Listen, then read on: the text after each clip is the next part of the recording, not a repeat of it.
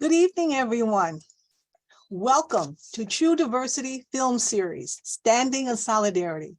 My name is Donna Walker-Kuhn. I am Senior Advisor, Diversity, Equity, and Inclusion here at NJPAC. My pronouns are she, her. This evening, our discussion is titled, Black Inventors Got Game. And here we're going to learn about legendary Black toy and game designers who have made groundbreaking contributions to the industry. And we'll talk about the perseverance necessary to stay in the game and technology space and how we can best open doors for Black inventors of today and tomorrow.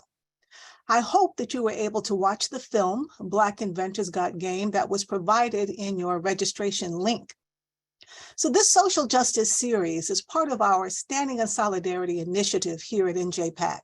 The purpose of this series is to bring our community together and to encourage everyone to take part in the movement to ensure civil rights for all. On our website, at njpac.org, you can find archived prior social justice panel discussions, as well as resources that will help you take action. We're also happy to have as our advisors the Newark NAACP, the New Jersey Institute for Social Justice, Newark Arts, and the Truth, Racial Healing and Transformation Center at Rutgers University, Newark, the Africana Institute at Essex County College, and ACLU, New Jersey. Now, NJPAC would like to offer a land acknowledgement.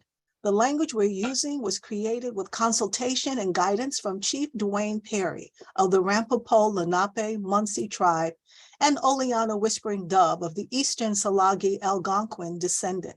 And we're grateful to them for their generosity, wisdom, and labor to craft these words. We, the Lenape, original benefactors of land once ripened and cultivated with attentiveness to the Creator and her ascendancy, express everlasting gratitude to our Creator for the traditional, ancestral jurisdictions of the Munsee, Esopos, Canarsie, Capsee, Werpos, Siwanoy, and Weekasqueak, jointly known today as the Rampopo and Nanticoke Lenni Lenape. We are the Lenape hulking today and will be for the remaining days of tomorrow, keepers of the past. Let this moment of recognition be a monument of action. Let it be the beginning of hope for this, our Turtle Island, and for the Rampopo Lenape, the Munsee people of whose land we now trod. Here on this land and this place of the Munsee, we acknowledge our debt to those who've come before us, to those who have been denigrated and suffered for the sake of cultural and land appropriation. Let this, our land acknowledgement, be the beginning of our return to unity. Let us be guardians of the water, the air, and the earth, the four-legged, the flyers, the swimmers, the crawlers, the mammal people, and the green.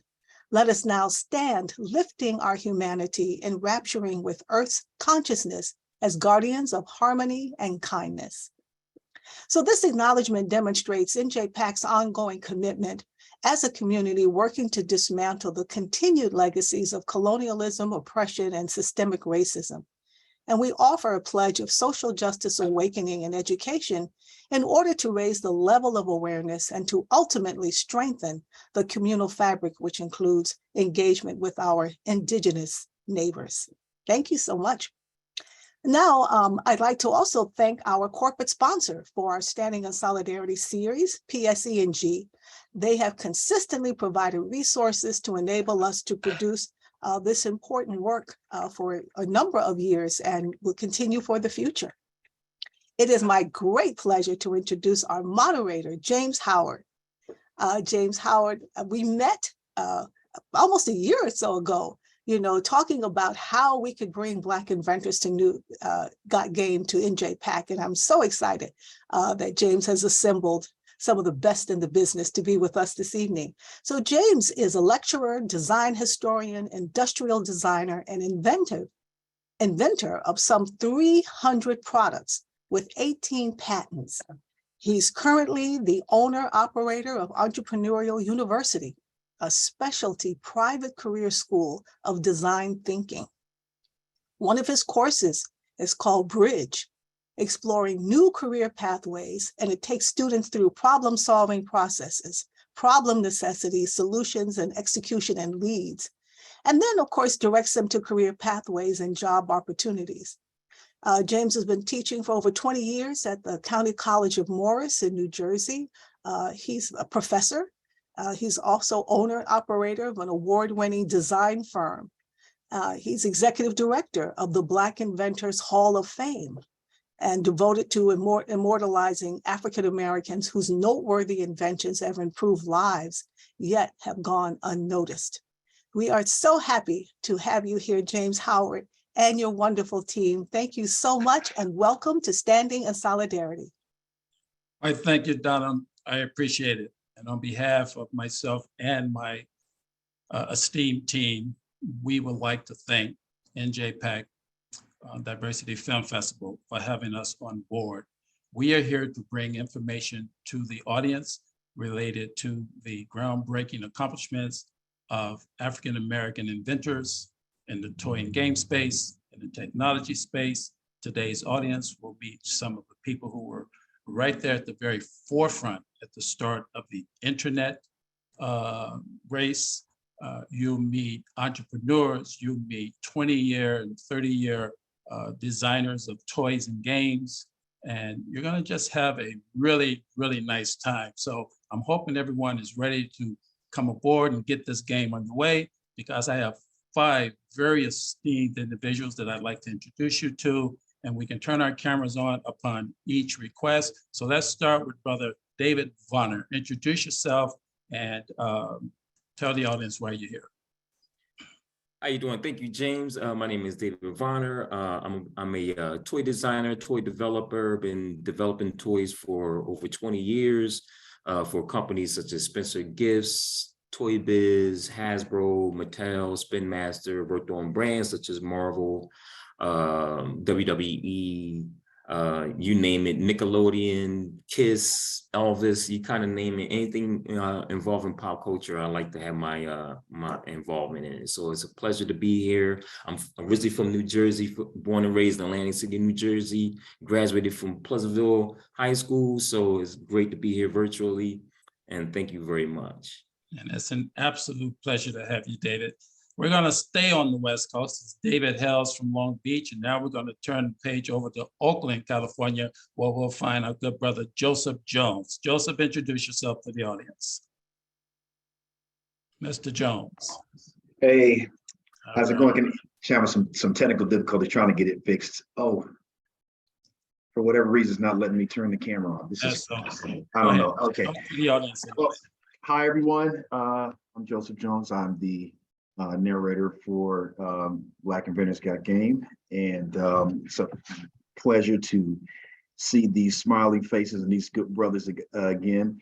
I've been doing voiceovers probably since, I want to say, 2010, 2011. I've done ads for Bumble, for Google Home, Vertex, and but I have to say that my pride and joy has been able to work on this project, Black Inventors Got Game. Right. Thank you, Brother Joe. We really, really appreciate that. And somewhere in this 1 hour time frame we have with the good folks, I want you to share with them what you share with us about the George Floyd incident. Okay? Sure. We'll get around to that at the proper prompting. All right, next on the mic might be my good friend, Elliot Eddy. I must make a confession. If it wasn't not for Elliot's tenacity to connect me with a few other toy and game designers, this film may not have existed. So Eddie, I give you credit for starting it all. So go ahead, Brother Eddie. Oh my goodness, that's high praise indeed. I appreciate that. Hello, everyone. My name is Elliot Eddy. I am what you would consider a serial entrepreneur, author, speaker, and recent inventor as of the last few years. I am the inventor of the Entrepreneur Game, which is the world's first and only STEM-accredited entrepreneur board game. Basically, what I've been trying to do is take big concepts, business, entrepreneurship, innovation, owning businesses, and try to put them in bite-sized pieces so that we can let the next generation and those who feel like they've missed their moment have a taste of entrepreneurship in a safe space and be able to translate that into real life. Brother Elliot Eddy, it is such a pleasure to have you on board. I'm so looking forward to doing this with you again. So let's go ahead and now turn the mic over to our senior spokesman. And if anyone watched the gathering, you will know this fella because he laid that claim right there in the gathering that he was in fact our senior spokesman, directly from the shores of the internet, in which he wrote a great book called Race for the Net. I'm going to let Mr. Albert White introduce himself. Hi, everybody. A little bit about my background. I'm from Brooklyn, New York. And for your young listeners, boys and girls now, I'm a former basketball player. I played basketball through high school, played basketball through college, and got recruited by the Knicks, but decided that at the time the money wasn't big enough, so I went to business school. And went to Columbia Business School and got an MBA in finance and then a postgraduate degree. So I've been advisor to some of the top CEOs in the industry as relates to inventions. I've been the advisor to Dr. Lonnie Johnson for over 22 years, the inventor of the Super Soaker water gun and the Nerf gun. Currently working for an African-American inventor in the energy space right now. And it's been interesting for me, different than being an inventor. I'm a person that looks at the invention and decides if I want to finance it. And today I represent a venture capital fund that looks at technology, mainly mature technology. And one of the things I want to leave with the young people in the audience is that persistence and determination is the difference. You know, we have a tendency to kind of, if we don't make it the first time, we try to say it's not right for us. Yeah, it may not be right for you now, but it could be good for you later on. That experience will help you. So I'll just leave it at that, James. Hey, words of wisdom shared from Mr. White. And so now I have purposely saved the best for last. But before I introduce this young lady, I must make a confession. I was being ridden left and right by some of the sisters that came into my orbit, asking me time and time again, when are you going to bring some sisters into the game? When are you going to bring some sisters into the game? And it was not by design that we ended up with all the guys in the game. Again, I blame it on Elliot because that's who he introduced me to early on. But the truth of the matter is, I knew all along that I had to seize that moment and seize that opportunity. And when the right time came, I came across this young lady, Miss Nicole Murphy, right, who is the CEO of Barter Black and is doing absolutely amazing things in the technology space. Nicole. You can introduce me anytime, James. Good evening, everyone. I am Nicole Murphy. I'm the founder and CEO of an application called Barter Black, which I started in the midst of the pandemic. And Barter Black is an application where Black entrepreneurs can barter goods and services in order to scale their business with each other. And then I came about the app because with millions of Black-owned businesses in the United States, less than 3% are employer-operated businesses. So that means less than 3% actually have employees to scale and to survive past them. So I want to make sure that we are creating something that people can use in order to scale their business and become bigger than just themselves. So that's me. Excellent. Well, just me, it is an absolute pleasure to have you. And I must let the audience know that Nicole has since been joined by 4 other remarkable sisters in the tech and toy and game space. So now we're up to a total of 17 within this team. And you have the pleasure of meeting 5 of them and 6, including myself. So panel, are you guys ready to tip off and get this game underway? All right, let's do it. Our host, Donna, had mentioned something, and I call on this soundbite. She was mentioning that one of their missions is to make a commitment to dismantling systemic racism. So we're going to start with this question, but we're going to shape it around marginalization, right?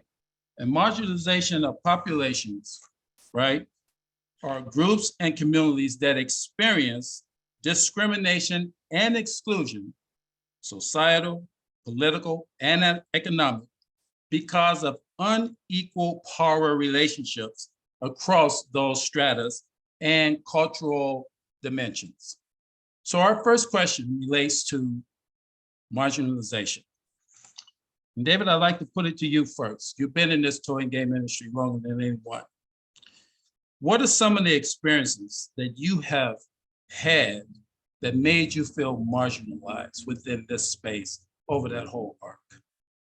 Well, you know, it's an interesting question because I think that, you know, I remember watching Suge Knight one time, and he said that, you know, sometimes the division isn't necessarily black and white. Most times it's young and old. And because, you know, I started off young in this toy industry and look even younger, you know, I've always felt that, you know, felt the being marginalized by being young, you know, and therefore not being privy to certain conversations, certain meetings, or even just the mindset of like, I didn't know certain brands. Like my first day working on a job at Spencer's, I was asked the question was like, do I know who Elvis is? So like most people, would take that as, well, are you saying it because I'm Black? But really it was because the guy was saying it because he felt I was so young and therefore so far out of the loop.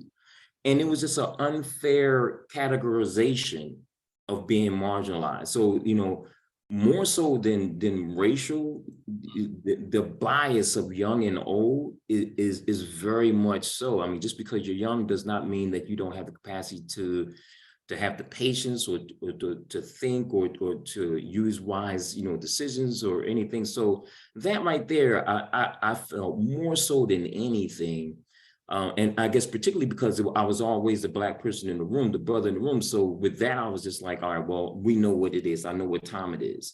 But then when you start to kind of peel back the layers, and then, a lot of the times it was because I was being unfairly placed in the box because I was young. Young and Black. And Black. And Black. Amen to that. Now, you mentioned something that I would now like to transfer over to Nicole. For you, it was generational and Black, right? Right. That's the divide between generations, right?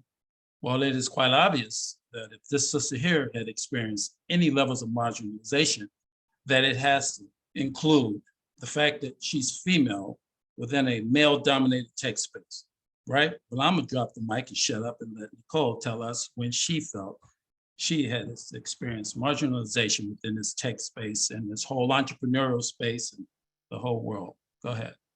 Yeah, I'm gonna say, of course, because I'm female, I think people automatically say she's been marginalized, but maybe I just didn't feel that way. I do see the difference as I'm, trying to figure out my way in this tech space, because I don't have a tech background at all. I'm a non-tech founder. So I think that part in itself kind of puts me at a disposition where I'm starting further than anyone else. I think also too, a point that I'll make, it's being resourceful and not quitting.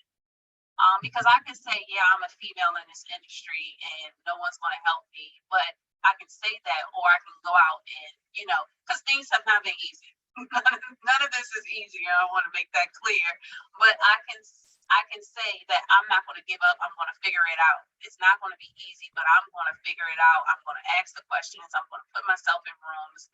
I'm going to, I guess, put that extra foot forward to make sure that I'm not held back where I feel that I need to be advanced in. Okay, excellent. Now, Joe, I had already teased the audience about one of the experiences that you have shared in these very panels, right? So if you can give us somewhat of a condensed account of that George Floyd experience and reveal to us if you felt perhaps that in and of itself was an instance of marginalization. Go ahead, Joe. Yeah, breaking into voiceover like acting, it's hard. It's more so the networking who you know versus how talented you are. I've been on countless auditions and then heard the very commercial that I auditioned for. Somebody, I feel like, I could have done that better. And it's been tough really to land like, the major kind of roles and things like that. But something I had a conversation with I have an agent in LA, and this conversation really took place right after the George Floyd incident, the unfortunate incident that we saw. And he said, let me just first say, what happened to George Floyd, that was wrong. That was a bad thing. But this is actually going to be good for you, because now these companies, that basically would not hire or look to hire African Americans to basically be the voice of their product. Now they're going to start opening the door for you guys because they don't want to, quote unquote, be caught on the wrong side of history. And I was really torn when he said that. I mean, on the one hand, I'm always grateful for any opportunities that come my way. I'll say that first and foremost. But for it to come, you know, for these guys to say, I mean, it really took for you to see a man basically lynched on TV with an officer who had his knee on his neck for 9 minutes, for you to realize that, like, this is a real problem. Like, you thought we was just making this stuff up, you know? And I'm thinking to myself, you know, even before George Floyd, I'm sure you had to have heard about Rodney King, Sandra Bland. I mean, there's a ton of incidents that have happened before George Floyd that you should be aware of these things. So for a certain demographic to, you know, act like this is like a surprise, like, well, maybe these guys weren't lying after all. It just really, it didn't rub me the right way. And yeah, you know, the one I came across a quote, Brother James, that really made me think about the whole thing and just our plight, regardless of what our talents are as African Americans in this country. And it's a quote by Mark Twain where it says, when the rich rob the poor, they call it business. But when the poor fight back, they call it violence. Yeah. That's deep. That's very, very deep. Well, we're going to turn this next question over to Brother Al. Again, Al, we know that you've been in this space longer than all of us. I want to ask this question for you, and it's still on the same theme. Does the innovation space and the tech space, does it provide unique opportunities, right, to expose diversity, equity, and inclusion, or to embrace it, or simply, you know, peel back layers and reveal certain substance that maybe other industries don't and won't? Go ahead, Al.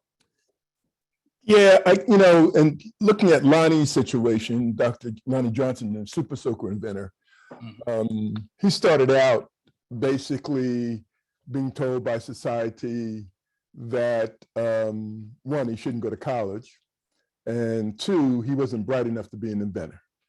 And it was like an amazing type of thing. And since I've known Lonnie for more than 21 years, you can't tell Lonnie no. And but society was telling him no. And I know a lot of kids out there have people tell them, no, you can't do this because of, you know, some shortcomings you may have. But Lonnie basically fought through it. Today he has a undergraduate engineering degree, nuclear engineering degree, mechanical engineering degree, master's, a doctorate degree. He developed the energy for the stealth bomber. He developed the energy system for the casino rockets. He's a rocket scientist who was told as a child he would never amount to anything growing up in Mobile, Alabama. For me, I see this all the time where people really just shortchange us. You know, they don't think we have the ability to do certain things. I was involved with a group of guys who were trying to promote the use of broadband over copper. And for the younger people in the audience, before we got to where we are now as it relates to the internet, there was always a question of using the copper wire that we used on telephones to put broadband on it. And there were a group of African Americans who had developed the technology, but nobody in the industry would accept them. And they said, no, it can't happen. Then a year later, broadband was over copper. And so that kind of holds you back. Now, as it relates to my experience, since I was one of the pioneers of the internet, in the beginning, very few people knew that Network Solutions was an African-American company. And I think if they had known, they would have doubted us even more that we could go out and provide the global reach of the internet. But in 1992, we won a contract. And in 1993, we were the company that distributed the internet addresses, as you know today, email addresses around the world. And 30 years later, you know, it's still difficult for us to get recognition for that. So I just wanted to kind of mention that yeah, in the beginning, people have doubts about us as having the capability and the ability to do things, but in the end, we've achieved enough that people now are starting to say, yeah, there's a plus to having a multicultural group of people working with us because they kind of understand certain things. Network Solutions, when we won the contract, we were the only company in the world that had the capability of distributing the network, distributing the internet around the world. And going back to Joe's comments about George Floyd, if you think about it, where would we be without the internet during the pandemic? George Floyd and the ability to show it around the world wouldn't have existed. So today we got 5 billion people around the world that are utilizing the internet that was brought to them by an African-American company.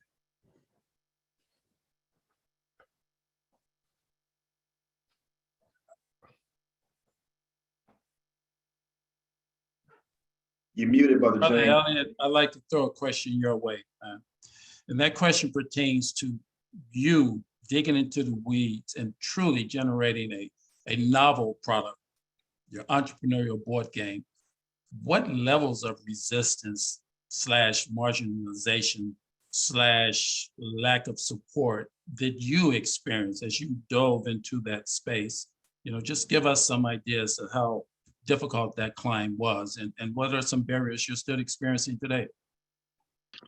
Wow, that's a wonderful question. Coming into the inventor space, I never considered myself to be an inventor. I never aspired to be an inventor.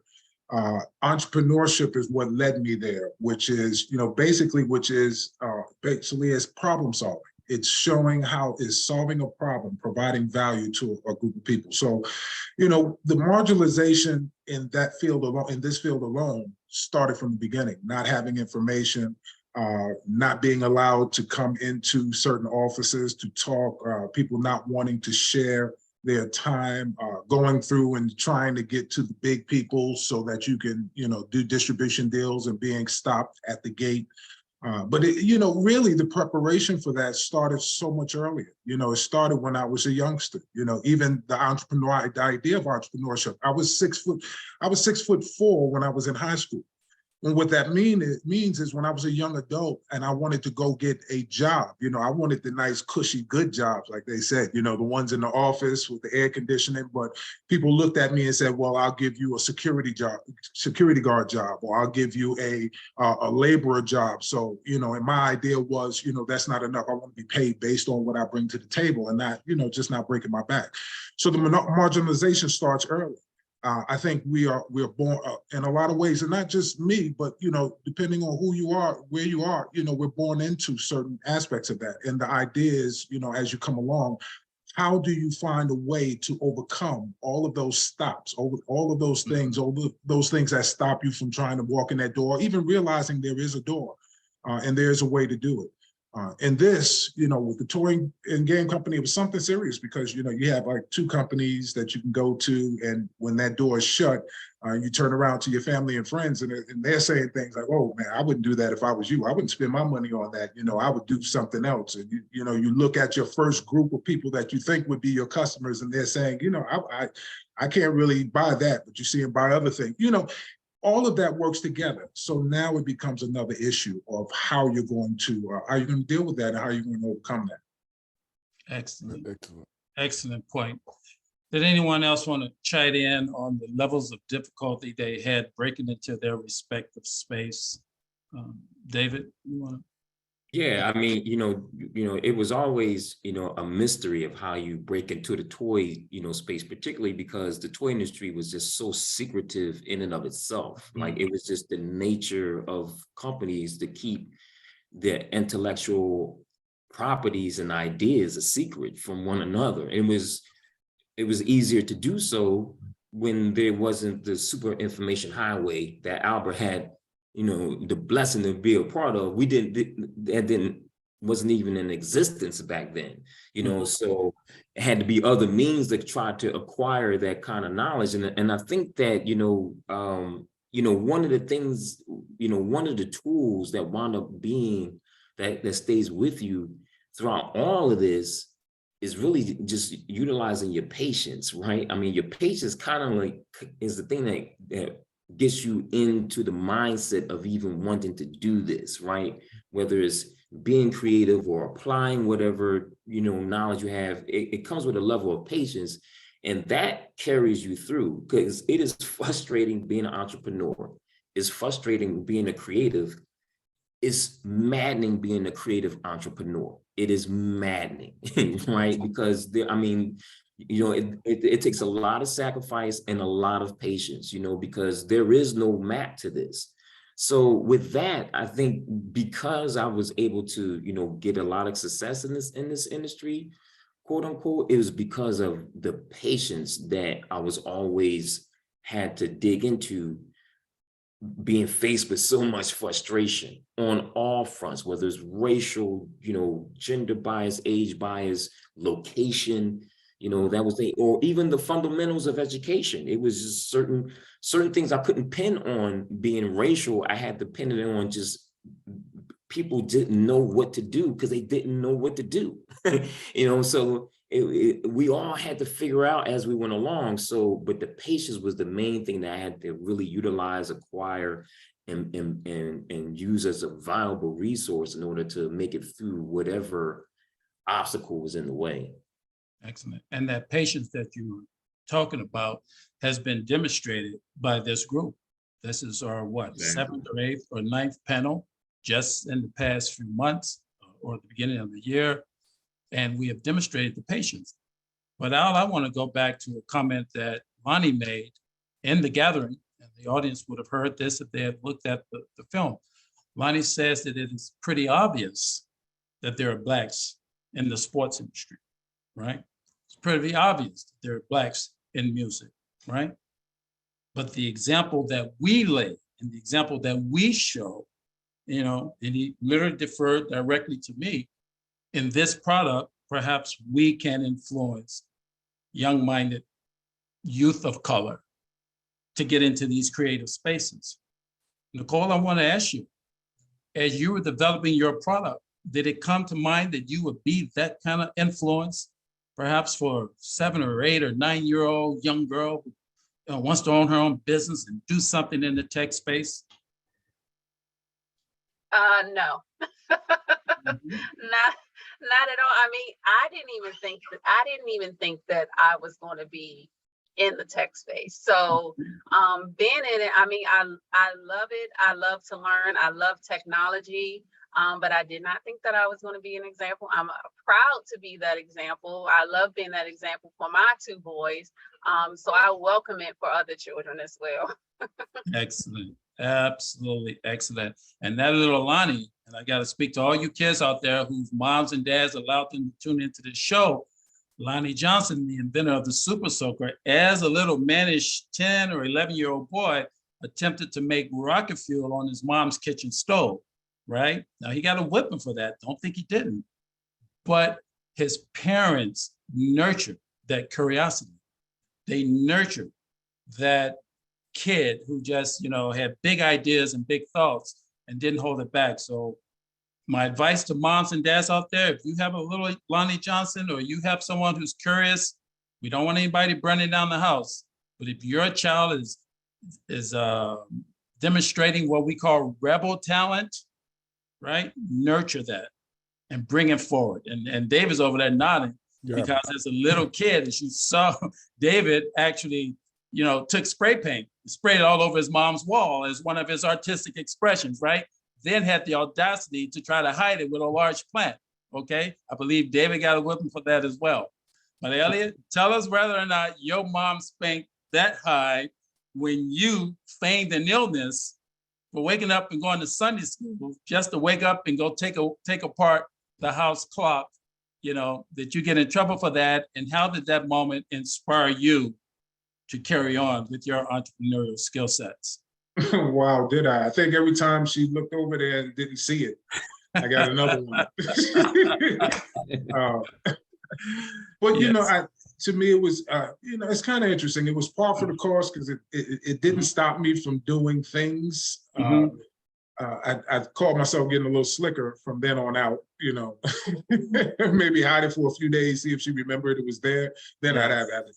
But I think part of that is, you know, you have your growing pains, you know, part of that is investigating life, and that's what I use it as. And when I think back on it, even when I talk to my mom about it now, it's laughter. It's you know, we use it as a good time. We laugh about it, and then we go on, and she tells me, you know, she's glad to see that I've been able to, you know, try to do something and pass it on. So Excellent, excellent. Yeah, James, let me just mention a point, because I think that throughout all of our lives, there has been somebody in our family that believed in us and said, I think it's a wild thing, but you should go for it. And it was my mom, who basically was a natural entrepreneur. She came up from Mississippi, came to Brooklyn, bought up the neighborhood, started her own childcare business, to the point today, all my kids are in their own companies, and she nurtured my brother and I to help our kids so they would understand business. And I'm a big supporter of families supporting entrepreneurship in the home. And I think we need to do more of that today than ever than we've done before. Yeah. And you know, I mean, not to jump ahead, but you know, it really goes into like diversity and inclusion, right? Because a lot of that coming in a time during segregation where there was no diversity. Right. And desegregation was to implement the diversity and inclusion. It got to the diversity part, but we still never felt included. Right. So therefore, we had to, it was such a need for everyone to do something, like whatever it is, and the possibility that can actually turn into a business, you know, like, you know, if you're baking cookies, or you do art, if you're a seamstress or tailor or whatever, like those skill sets became part of the community. That was the engine of the community, you know. And so like to your point, you know, is we were always in this space. We always had these abilities. It's just that the doors or the walls were just so ironclad shut that we just had to reinforce ourselves, you know. And it's sad that we're still having these conversations. We just switched up the words by calling it, you know, in diversity and inclusion, when we're still going through segregation. You know, and that's a shame. We should be past that, particularly in the 21st century. You know, we should have our flying cars now. Well, let's talk about what that should look like then, right? And I'm gonna turn the mic over to Brother Joseph here. What does that look like, Joe? What does DEI in your space, right? And particularly the inclusion part. Paint a picture of what that looks like today, or what should it look like? You know, and I'll lean on a very profound comment that Brother David said when we were at Astra. When he shared, he said, you know, when you put a toy in front of a black child, and you put that same toy in front of a white child, they both play with the toy the same way. They're not racist with the toy. They don't play with it any other way. That's a child being a child. And, you know, kids can teach us a lot just from little simple things like that. So I think, you know, with no matter what your talent is, no one should be denied the opportunity to pursue that dream and make a living for themselves by using the gifts that they have. That shouldn't be restrictive to what your cultural demographic is. So I guess what that looks like is, you know, when you are presented with an opportunity, the people who basically have the keys to the castle, they don't deny you the opportunity to shine, to basically contribute, you know, to society, to the world, you know, using your gifts. They don't allow your, you know, the fact that you might look different from them as a precursor, whether they will or won't, you know, give you a shot. Okay. All right. Anybody else want to answer that question? What does I want to answer. Go ahead. I just wanted to say, based off the last question and this question, diversity and inclusion, all of that, I think starts at home. Because like for me, I'm 40 and I didn't see entrepreneurs when I was younger. We didn't talk about business at the dinner table. So I think that if we do start having these discussions, and I think a lot of people on here are probably parents letting their children know that they can, yeah, you can go out and have a job, but you can also be your own boss. You can also create and invent and be that person. Because it starts there. If the people that they love don't believe in them, then, you know, they're going to go out thinking. And I will never forget this conversation at Albright. Ken discussed Ken is the creator of Phase 10 game. He discussed how when he first went to Kmart to pitch the game, he never thought that he wasn't going to get in Kmart because his dad instilled in him that he can do anything that he wanted to do. So it wasn't in his head that it was impossible to do. So I think that we have to first start there. And then when we go out in the world, no one could tell us anything. Once we get there, we're just going to fight, no matter how many no's we get. We just have to start at home. Can I add a little to that? Yes, go ahead, Yeah. Joe. Yeah, I agree with my queen, Nicole. I think the one thing that even our parents are unfortunately they're faced with too is they don't have that mindset because they've been in a system that hasn't basically opened their eyes to that. Like I had a conversation with a friend of mine years ago, and we were just talking about America and the mentality here culturally as far as like talking about the job. Talking about jobs versus being an entrepreneur. And she said, you know, there are a lot of other countries, they teach their kids how to become employers, while here in America, we're taught how to become employees. And so if your parents, you know, if your parents have grown up in an environment like that, you know, if no one's shown them, you know, listen, this is what it's like to be an entrepreneur, or you can be an entrepreneur, then it's hard, I guess, for them to try to pass that on to their kids when they themselves haven't even been talked to by their parents. Well, you know, Joe, that kind of plays off of a comment that Wendy Coleman has made, and I'm going to read that comment directly to you guys and let one of you tackle it. Wendy makes this observation. She goes on to say that so many of our families and students don't know how to engage in career exploration in a strategic manner. Al? You want to address that observation? You're muted. You're muted, Al. Al, you're muted. Okay. One of the things I tell people when they come to me and they talk to me about their job and what they're doing, I said, in a short sentence, when you go into a job, you need to think about yourself. Don't think so much about the employer, but think about what you want to get out of the job, because the employer can let you go tomorrow, and then what you're lost trying to find out another employer. So you have to have a game plan when you go and look for these jobs on what do I want to get out of this particular job? Where do I want to go from here? And I think that's what we have to start thinking about, rather than the employer is giving me an opportunity and I'm here and it's going to be kind of a lifetime opportunity. No, that doesn't exist anymore. What exists today is that you have to have an entrepreneur mindset, even when you're working for somebody, so that when you have to leave that job, you quickly can make the change and understand how you're going to transact another situation that's going to benefit you and your family. So what happens to us is we get dumped by a company and then we're sitting around moping, well, he let me go.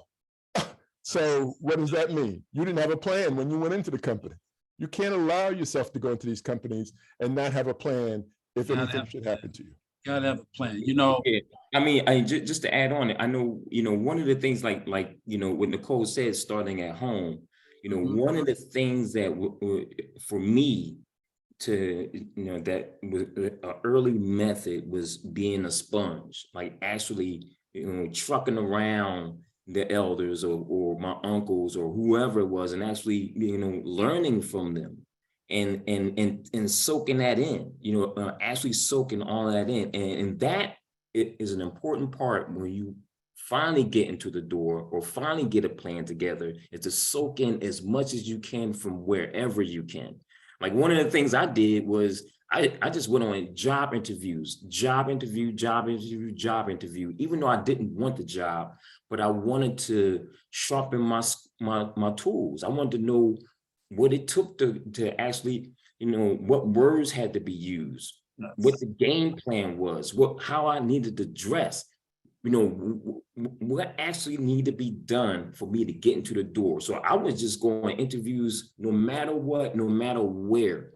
So And you were willing to put yourself out there and fail.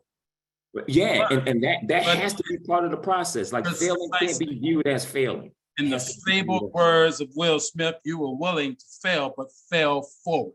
When you fall, you fall forward. And you were a prolific interviewer, right? And Al was full of confidence, right? And Al wanted to be more autonomy. He wanted to just have the freedom to go and just do it. And he says, no, don't wait for anybody to give you permission. Go and do it, right, Al? But do you realize that both of the attributes and traits that you two gentlemen are speaking to is exemplified in this brother right here, Elliot Eddy. So Elliot, tell us, at what point in time did that intersection between your autonomy and your feeling, hey, I can do this, and your prolific desire to just push and get it done, when did you stop asking for permission and just go on by God and do it? Wow, that was well said. I think the point is when I understood the value of ownership. So, this plays out all the time, everywhere, and our viewing is playing out before us everywhere. The person who owns has the ability to set tone, to set culture, and all of these things. I started understanding earlier that if I didn't have any type of ownership in something, I didn't really have a say, which is why when I was going for the jobs, I had to take the security guard jobs on on the island. That's why I had to go in and I had to do the janitorial jobs. That's why I did the day labor, because of those things. When it changed for me is when I understood that, yes, my mind is actually my best quality. And I said, well, if nobody's going to give me the chance, I'm going to do it myself. When I went into college and in Hamilton College, and they weren't doing the plays that when I was doing theater, and they weren't doing the plays that I wanted to do, I started producing the plays myself. I would go back to Dutchman and do all of these things. So it was when I started learning and seeing as a pattern that if you are going to someone else's table and saying, I'm hungry, can I have a little bit of the grapes and a little bit of the strawberries? They can tell you no. So for me, at that point, and now of course I know a lot better because I know the road because I've been in it for a while. But it was at that point when I started to understand that in order to do the things that I know that I can do, I have to have some skin in the game. I have to figure out a way on how to do it. And that was the hard part. The information, the hard part was learning that right there. That's why entrepreneurs go through 100 companies before they hit on one in particular. Is that learning. The only shortcut to getting there is a mentor. That's the only shortcut, because other than that, you're going to put your blood, sweat, and tears in it. And then when I started learning that and learning that I can ask questions, whether someone knew they were my mentor or not, I can ask questions. Now we're in the age of Google. Google knows everything. Oh my God, between Google and the lady on my phone, they know everything and they're very bossy. So I knew that I could do these things. It was just the fact of me saying, okay, now I'm going to take ownership of the direction that I'm going in. What I don't know, I'm going to try to find out. I'm going to find the smallest ways. I'm going to find somebody that knows it, and I'm going to push forward, and I'm going to go beyond the marginalization, and I'm going to do what I set out to do. And I think, just to add this, I know I'm taking up time, but I think that goes along with a lot of different things. So you don't necessarily have to be the entrepreneur. You can be a family member and a friend and a cousin and see someone doing something in there and then say for yourself, well, this is a way I can help. Maybe I can't do, come up with the designs that you make, but maybe me and 2 other people can get a website and give you some ownership and a place to put it. And then maybe you and this person, you get together with the people who are on the shoes and y'all create a business. So that's how we get inclusion. Inclusion is coming to the table saying, look, I have something of value right here. Move over, because the people, I can go straight to the people and the people value it. It's not just saying, I do something that you do, let me in. So I think we have both of those tactics. And I think that if we explore one of the second ones that might help us get in the industry, have more voices, and then we can bring more people in. Mm-hmm. Brother Elliott, I love what you just said. And one of our guests here, Angela Baines, she so succinctly, right, summarizes your entire narrative just now when she says, number 1, show up. Number 2, follow up. Right. Excellent observation. It's also said, man, with Elliott, like having a mentor or finding a mentor, even if the mentor don't even know it. I mean, I can't tell you how many mentors I have who they have no clue that they mentored me, but I was on them. I watched them every step of the way, or ask certain questions. They had no clue. And that's very important, to ask the question. And now you're serving a mentor, and I want to turn the mic over to you for a moment and let you share with the audience a new kid you just met at Albright College a few weeks ago. But before I do, I want to explain to the audience the value of a mentor in real time. You see this product here? That's the 1958 version of the ViewMaster, right? I was born in 1958. So I'm intrinsically connected to this product. But more importantly, this product was designed by my friend and mentor, the late great Charles Harrison, right? Charles Harrison looked right at me and told me, when I had experienced the worst degree of marginalization you could ever experience, when your graduate advisor tells you that you rank as 0 compared to all the other graduate students and that you have no business being in this profession. Charles Harrison, over lunch, said, James, don't listen to the naysayers. There's a pathway out there for you. And just the strength of those words was strong enough to encourage me that if I just get through grad school, I'm going to make it. And sure enough, I got through grad school. My graduate thesis project won an International Design Award. And I never looked back, people. 400 some odd products later, nearly 20 patents later, I'm in a comfortable space where I'm at, all because of the value of my good friend and mentor, Charles Harrison. And this young man right here, and by the way, Charles Harrison's story is told in The Gathering. His son, Charlie Harrison, was in The Gathering. So if you want to see the film, you'll learn Charles' story through his son's eyes. But David, tell the audience quickly about a young man that you met at Albright College, Alvernia College in Reading, just a couple months ago. He's actually one of the high school students, and it's actually going into one of the questions that's in the Q&A. There's a question: can we talk about the difference between mentors and sponsors? Well, this is actually a shining example of such. This kid, all of the students, the tech students, I mean, the resources there are amazing, and they're super creative, and they're finding ways to implement, the tech and the creative. So, I'm coming in like, let's put an extra spin on it. I mean, like, let's not just talk about this and make pretty pictures, like, because I do this every day. Let's actually make this a business.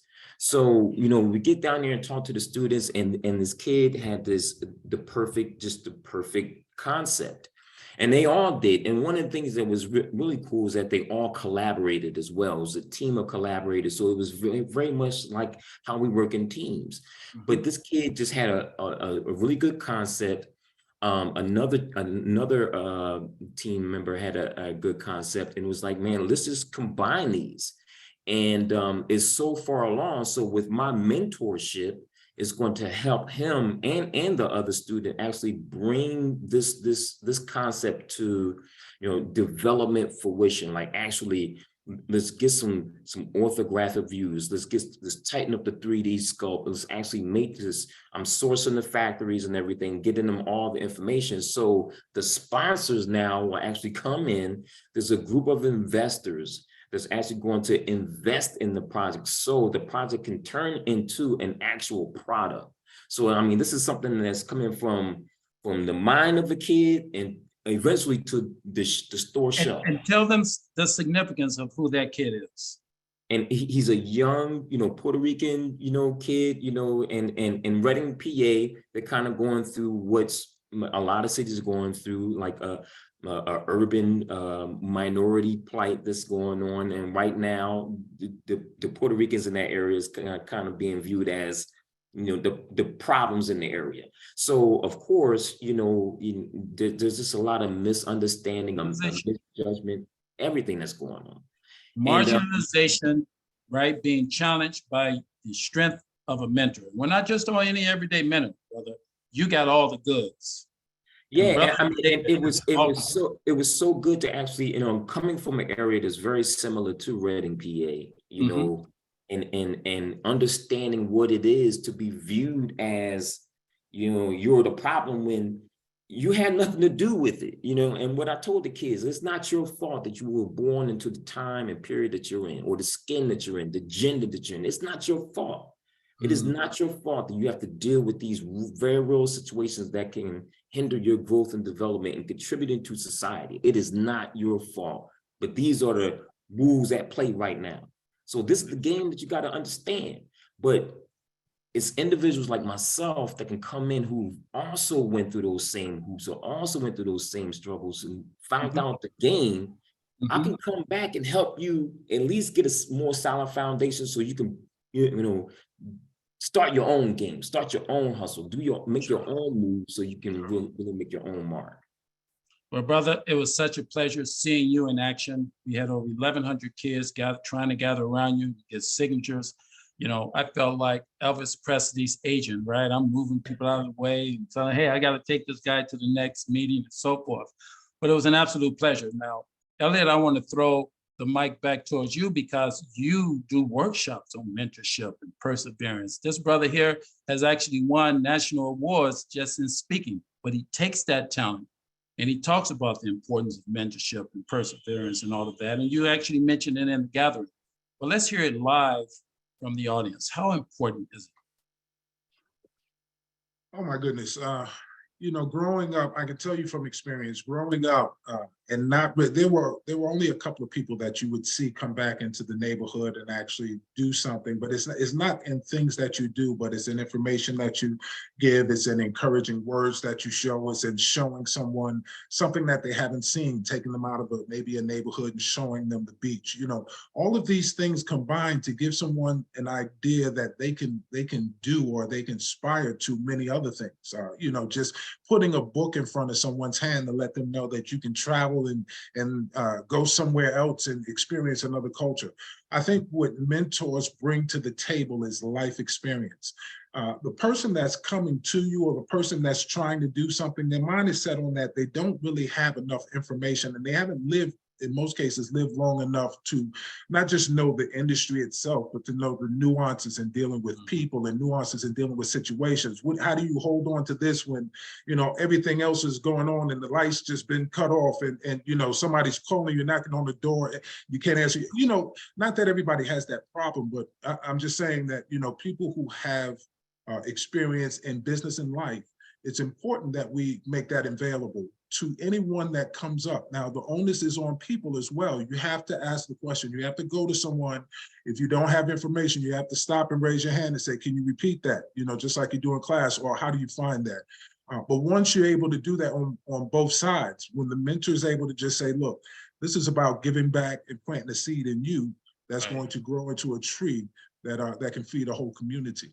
And then the person that needs it really needs to be able to say, all right, I know there's a lot of focus on self these days, but maybe let's take the pride and the self out of it.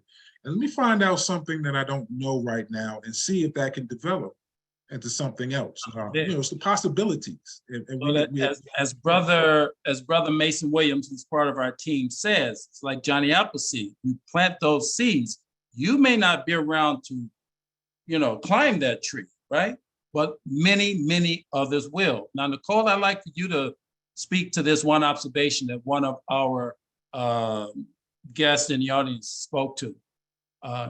JD says that over the years, right, she's noticed that successful Blacks don't often help each other, right? You want to speak to that? Have you found that to be true, or, let's go ahead and put this on the table. I saw some of those comments. Mhm. I think it's not always true. It Mhm. can be true. I think what you have to do is get around certain people. Because you will getting around the right people would change your outlook on everything. And I saw another comment about collaboration. We don't collaborate. And one of the questions I asked when I started Barter Black was, why aren't we hiring? Because if it's less than 3% of our businesses that are employer owned, that means our businesses are dying with us. We're not creating that generational wealth that we say we want to create for our family. And most people say they don't trust people. But how are you going to hire? How are you going to build these businesses if you don't trust people? Jeff Bezos had to trust somebody. Mark Zuckerberg had to trust somebody. Like, we have to get out of that mentality, or we're not going to scale these businesses. Anitra, JA refers to that as a crab in a barrel mentality, right? Yeah. So indeed, this is great stuff. Now, guys, I've gotten my cue to kind of wind this down. We're going to turn the mic over to everyone for a 2-minute close, right?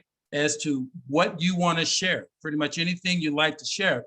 But before you do that, I'm going to seize this opportunity to share a quote, and this is for all the adults out there right now, right, who have kids. I'm going to borrow from a quote that my good friend Lonnie Johnson pretty much uses each time I'm in his presence. And Lonnie says, right, as a parent, see in your kids what they can be, and what you see they will be, okay? So we got to start there, parents, right? And you should literally be their largest mentor, their biggest mentor.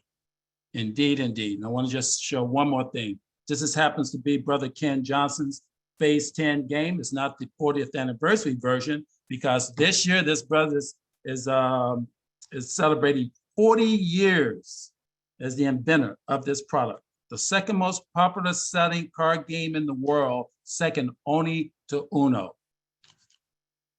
80 some odd people in the audience, 90 some odd people in the audience. I want each one of you to know that I've been the most blessed man in the world for having the opportunity to work with this amazing group of inventors and actors and entrepreneurs and internet rebels and Mr. Al White. So guys, I'm right on cue. At this moment in time, I need to turn the mic over to you for one last word. We're going to start with Joe. Tell the audience what you want them to hear. Then we're going to go to Nicole, Elliot, David, and we're going to give Al the last word. I'll just say, for all the parents out there, especially for our African-American parents, don't be shy, or I should say, make a conscious effort always to expose your children to Black excellence. One of the best advice, or I'm gonna say one of the best quotes I've ever gotten was actually from my uncle, and he told me when I was a kid coming up, if a man who has no concept of his past cannot have any concept of his future. If you don't know where you came from, you have no idea where you're going. And in this case, if you don't understand the greatness of Black excellence, of your ancestors, those who walked before you, you'll never have a vision for how great you yourself can be. Not only walking in their footsteps and standing on their shoulders, but creating your own path, making your own mark in this world. And you have to believe that, yes, you have the tools, you have the creativity, you have everything you need right here to accomplish that. Excellent, great point. And Brother Katab has reminded me that we want to charge the audience as well. So I want you all to wear your same hat that you wore in Ready when you looked into the camera and you spoke to the community service people. What can they do now, right? So Nicole, I'd like to reframe the closing remark to you, right? On what can the audience do right now to help make a difference, to help assure that we have accountability out there, to help assure that we're going to encourage people and that they are going to be a shareholder, right, in these thriving communities of diversity, equity, and inclusion. Go ahead, Nicole. Yeah, I want to say first, if you have the space for people to, you know, create, invent, offer that space. If you don't have the space and you know other people who want to create and invent, you know, create the space. And be affirming to people when they say they want to do something or they want to learn something. Don't always knock it down, because you never know. And you knocking down something could turn them away from something that could be so amazing. I just want to say an example of my 4-year-old. He says, call me Dr. Jackson. So I'm going to call him Dr. Jackson until he tells me not to call him Dr. Jackson. Now, he might say he wants to do something else, you know, later on, but until then, I'm going to call him Dr. Jackson. And then my 14-year-old, I'm like, you're going to be an entrepreneur. Whether you want to, if you want to get a job, you can get a job, but you're going to be an entrepreneur. And he has his own vending machine right now. It doesn't have to be something big. It can be something small, but you have to be affirming and encouraging when people come to ideas, because we're so great and we're so great when we come together. I like to call it, we are a large community, right? A large community. All right, Brother Elliott. You know, if I were to leave one word with everyone, or something that they can do to help in this effort, I would just say, you know, it's just showing love. You know, whoever it is that you're around, that immediate community, give them a kind word. You know, if they bring something else up to you, you know, to ask them, explore it, you know, ask them what they think or whatever it is. The idea is to look someone in the eye, look these children, even look your peers and your family members in the eye and really hear them and begin to allow them to know that they can do these things also and help give them some confidence. And if you can do that, that'll push them to maybe do what it is that's in their mind, and just them doing that can affect a whole group of people that's around. So that one little thing, if you can't reach everybody, just touch those people that you can. Touch those that you can. I absolutely love that advice, man. Right? That's, wow. Takes a village, right? Absolutely takes a village. Brother David. Yeah, well, thank you so much, man. This is awesome. James, you know, with me, I always mention my mom. You know, I bring my mom with me everywhere, and really, it's an example of, you know, just what to do with your kid. You know, like Nicole said, like, you know, what you put into them is really, really, really important. So you don't want to crash their dreams, because it can really be detrimental, you know. And one of the things my mom always did, you know, she always quote movies, and I always quote them too. And to quote Yoda, you know, is, you know, fear leads to anger, anger leads to hate, hate leads to suffering, you know. And there's a lot of fear in our community, you know, because we're suffering a lot right now. And one of the things that my mom never did was she never passed on her fears to me. You know, she never passed on her fears, which manifests in other things. What she did was passed on the truth, you know, and that truth came in humor, you know, it came in fun, it came in comic books, it came in things where I can be able to understand it and grasp it, you know. And then when I got older, it was a little bit more. But one of the things that she never did was pass her fears into me, and my family never did that. And with that, those fears never transcend into excuses or weights or anchors or anything that would hold me down, you know. So if anything, I would say, man, to a parent, to your kid, do not pass on your fears. If it didn't come to fruition for you, that does not mean that they can't come to fruition for your kids. You know, maybe it's their time. Maybe that was your place to groom them and not have it for you, but for them.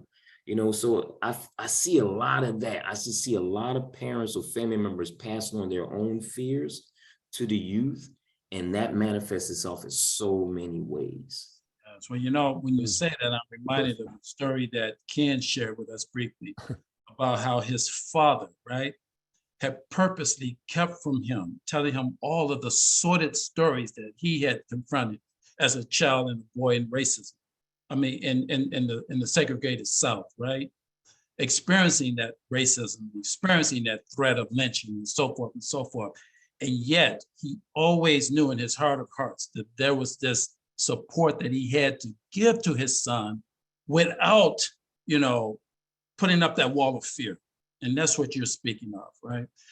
Listen, Al, I promise you I'm going to give you the last word, but I want you to reshape it. And I want you to share some word of advice for all of those adults out there who particularly are in authority. Maybe they're managers, maybe they're, you know, heading up DEI programs in HR or whatever, but speak to them. What can they do to enhance inclusivity for people of color, right, in the tech and creative spaces? Okay, so let me start by saying most of the people who are listening to this know that I have a book out called Race for the Net.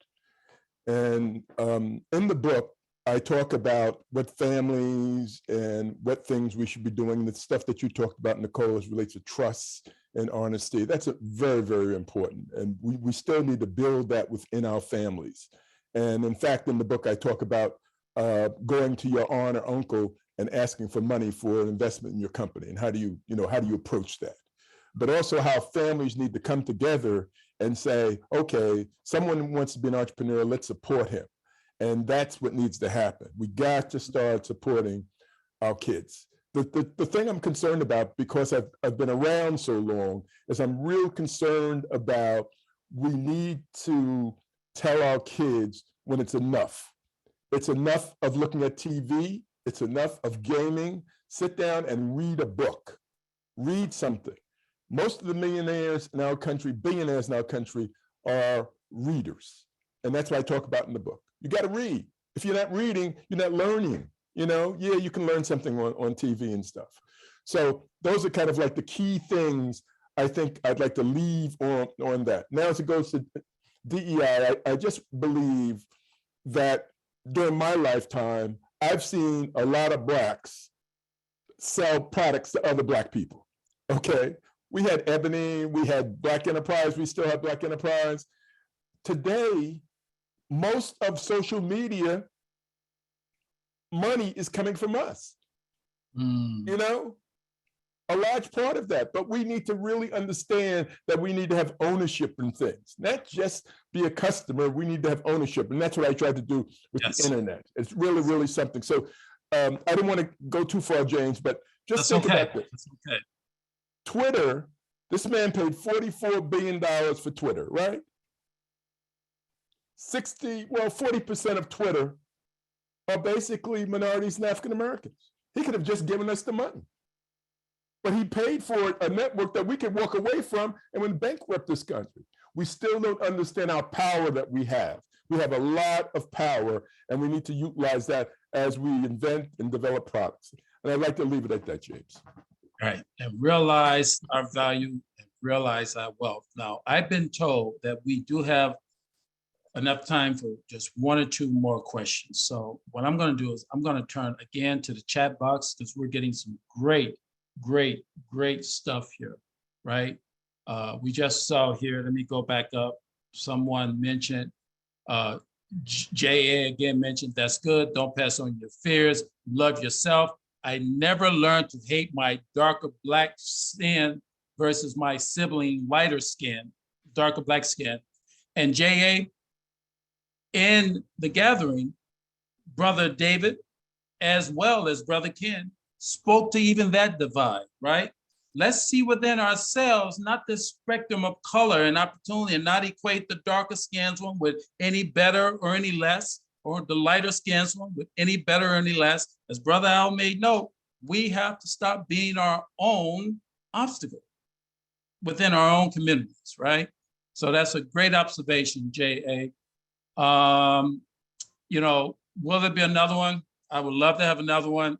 You know, Donna and Khatib and I will talk about that in the future, but I am so delighted that apparently it appears as if the audience has enjoyed this, but what I want to do now, I got another 5 minutes to play with. If any audience member wants to put a question directly in the chat box, now's the time to do it.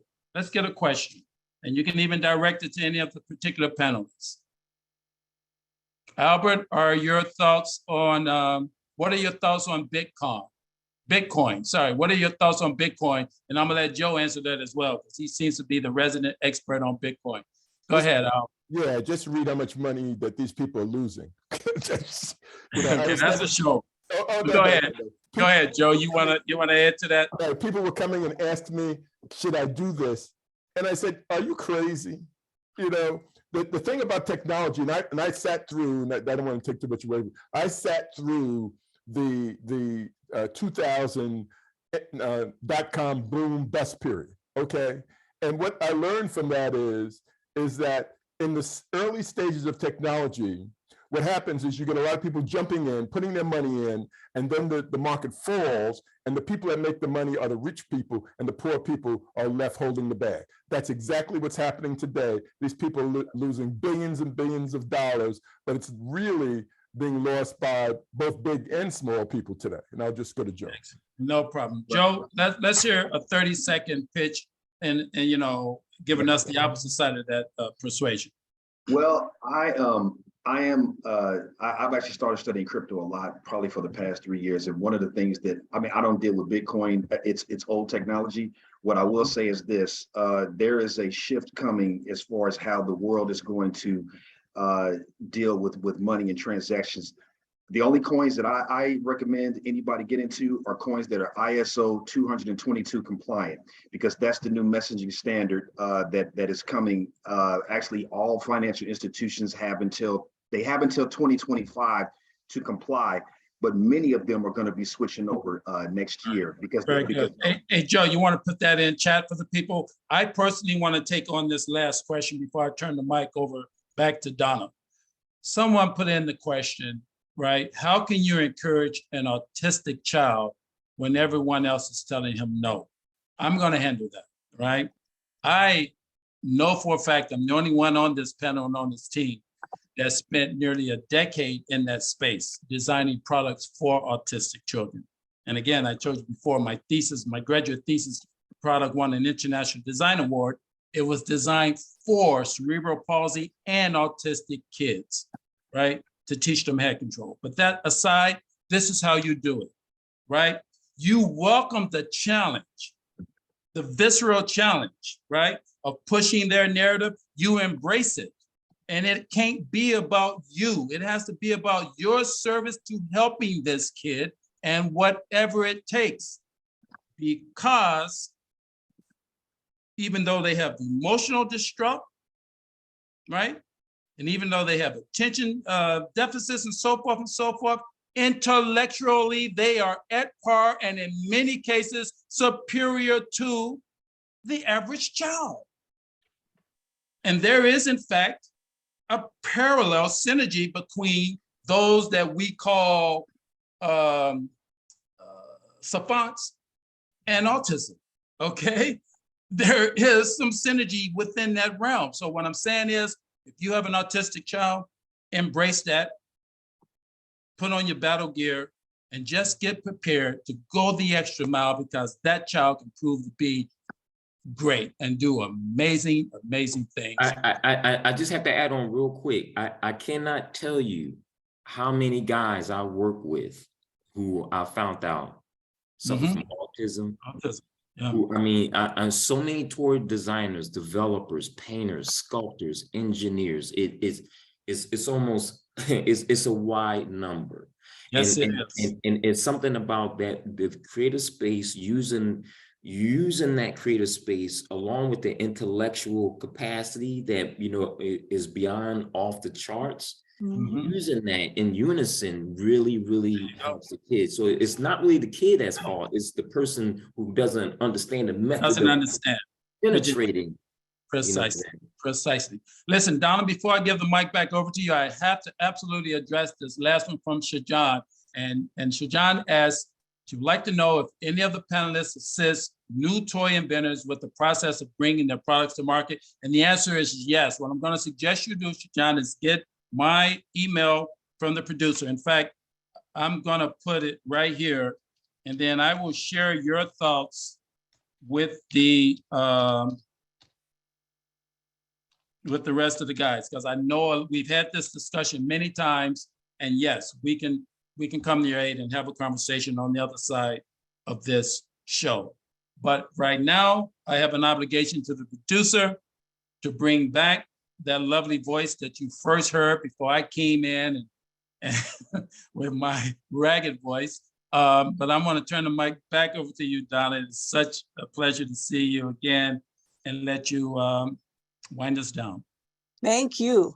My goodness, you all took us to school this evening. I really appreciate every single point you made. Thank you for your passion, and you never give up spirit. That is so inspiring, especially today. So I know that you have encouraged everyone who was listening and those who will watch the video and tell their friends, this has legs. This is not the only time people will be able to experience. So thank you so much, panelists. And thank you, James, for your leadership, perseverance. It's really wonderful. I also like to thank our audience. We always appreciate your comments and hearing what you're thinking and your challenges. So thank you so much for that. And I just wanted to remind you of 2 upcoming events. Our next Standing in Solidarity panel will be on Monday, December 19th at 7 on Zoom.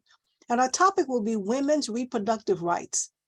This will be curated by ACLU New Jersey, and they're going to have a group of panelists to talk about the impact of Roe v. Wade, particularly on our Black and Brown communities. And then our Arts Education Department has a social justice panel coming up called Combating Ableism. And that'll be this Thursday. And this panel conversation is going to bring together arts educators and artists with disabilities to discuss the importance of accessibility and creating more just arts learning environments for students with disabilities. And so in the spirit of inclusion, we're trying to make sure everyone has light and support to really learn and do their best. So everyone, please have a wonderful evening. Know that you have contributed greatly to our library of Standing on Solidarity, and we will see you again soon. And Thank you. Donna, would you mind if I get in one last word about the Please. museum? Excellent.